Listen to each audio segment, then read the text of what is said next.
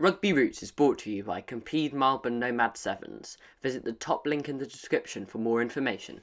Welcome to Rugby Routes, the show in which we discover where our favourite players found their love for the game. And this episode, I'm delighted to be joined by Exeter Chiefs' newest signing, Corey Baldwin. Hello, Corey. How are you?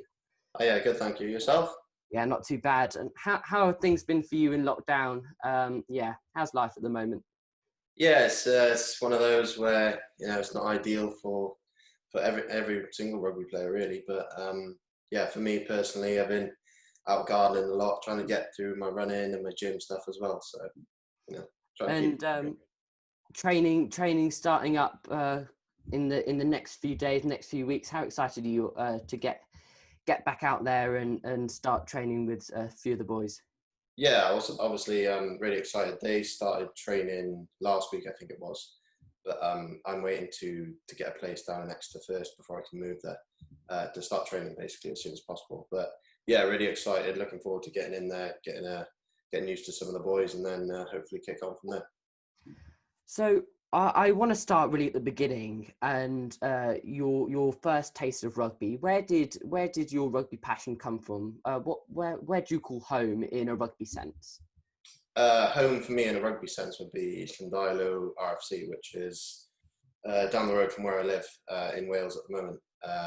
So when I moved, I think it was 6 or 7, I joined the team there.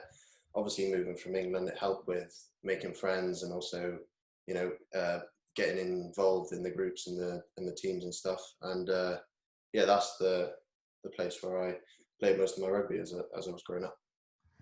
Who was your rugby inspiration growing up? Which professionals did you look up to when you were coming up the ranks?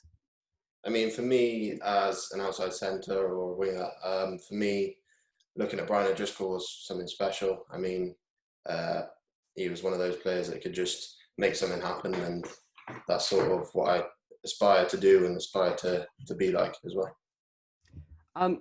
Coming through the ranks, as you said at your local club, you started to get some attention from higher ups. And when did you realise that rugby could be a professional pathway for you to go down?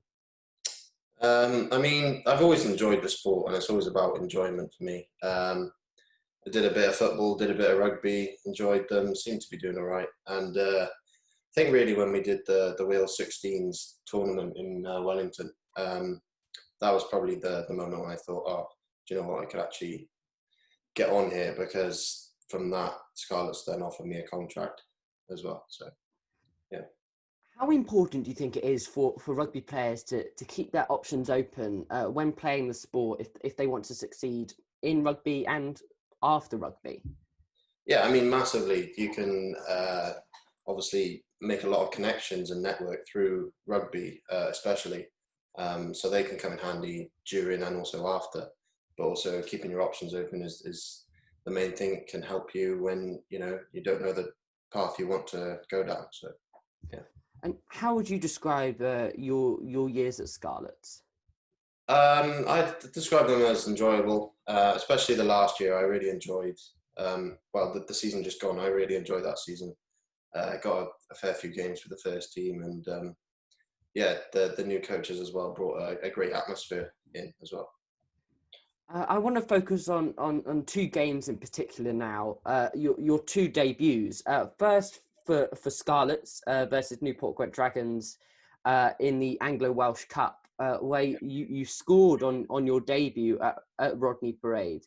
And I watched it back this morning, and it was some pretty impressive footballing skills. A ball was chipped over, and you managed to keep it in between your feet and got it down over the line. How much do you remember about that game and the days leading up to it? For me, that game was quite important. My granddad passed away, I think a month before that, and from then on, I said, you know what, I'm gonna make it.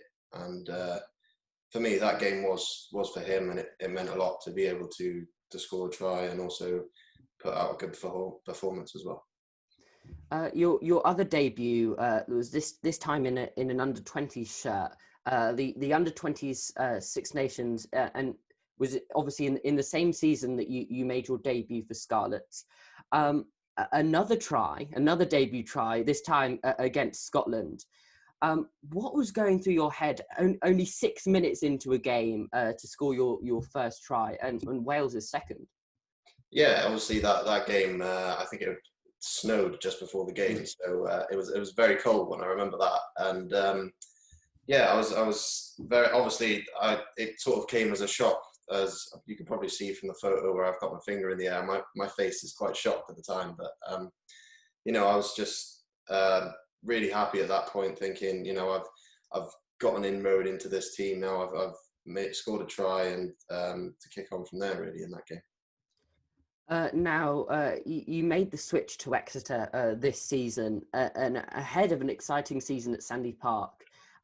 How motivated and how excited are you to fully join the Devon side?